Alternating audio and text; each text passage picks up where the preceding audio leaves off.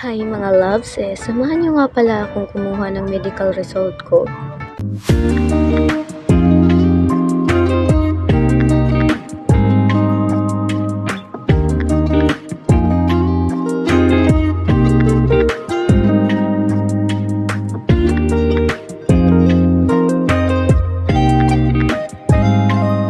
So ngayon mga loves, I'm here in MOA kasi dito po ako nagpa-medical and medyo kinakabahan ako dyan mga loves kasi di ko alam kung ano yung result ko sa medical ko or may sakit ba ako, wala. So kita nyo yung baha na yan mga loves is sobrang lakas talaga ng ulan here in MOA mga loves kasi may bagyo po. Pupunta na ako mga B, malapit na ako kasi dyan po yung kukunin ko yung medical ko. Kaya ay po, Pacific lang. Alam mo, B, ang lakas ng ulan, ng furnace. Na-stress ako sa ulan. Yung Baguio, tapos pumunta pa ako ng MOA. Sarap talaga, no? Sarap patukan. Oh. Ayan, buti ang bait ni Kuya. Ni-stop siya.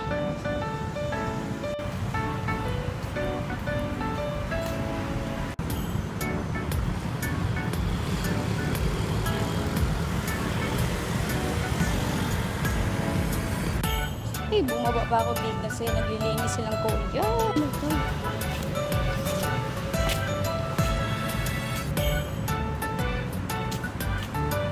Hindi, naglilinis sila dun sa likod. Tingnan nyo lang. Kaya man dumaan dun sa naglinis. Ay. It's time. This is a day. Parang kinakabahan ako mga B. Hindi ko alam kung ano ba yung result ko. Pumunta na mga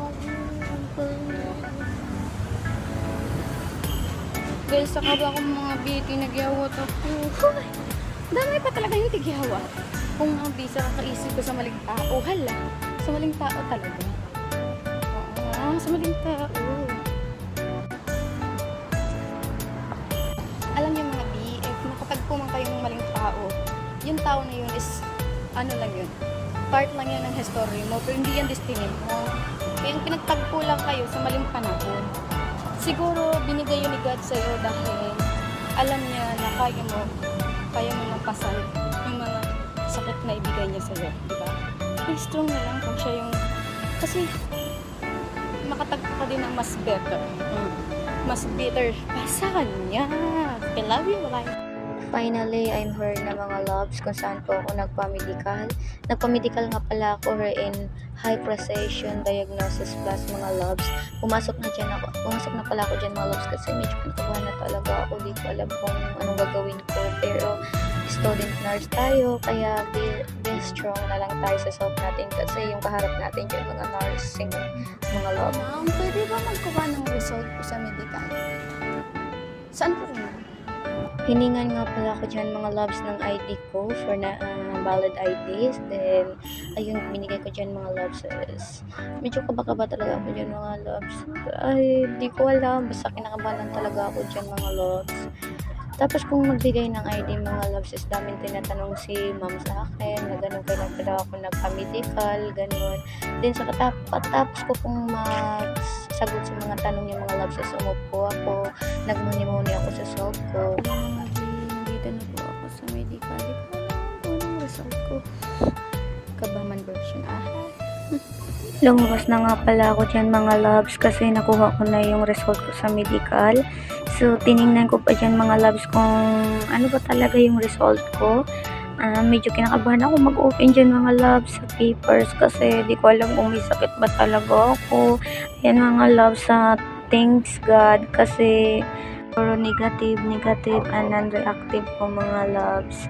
So ngayon mga loves is wala na, dumilim na talaga yung paligid mga loves kasi parang ano talaga may bagyo kaya kasi dito mga loves din pumunta pa ako ng MOA para lang kukuha sa medical result ko mga loves. Wala na mga B. Buti na lang may dala akong umbrella. Wala na, ulan na. Lakas na. So, ano lang, tatawid mo na ako. Hi. Hello. What to see, what to do, what to do. Huminto nga pala ako dyan mga loves kasi ang lakas na talaga ng ulan din. May dumadaan din ng mga sasakyan, baka ano ako masagasaan. Kaya huminto muna ako dyan mga loves kasi parang hindi ko talaga kaya lumakad na malakas ng ulan kahit naka-umbrella ako mga loves. Habang nag-antay ako dyan mga loves is napansin ko na po talaga yung mga kalangitan na sobrang dilim na talaga. Pasensya na mga loves is ang ingay talaga ng aso dito. Na-miss ko tuloy yung puppy ko. Kasi mga base is 2 days ko na, 3 days ko na palang hinanap yung puppy ko. So hindi ko pa rin nakikita until now.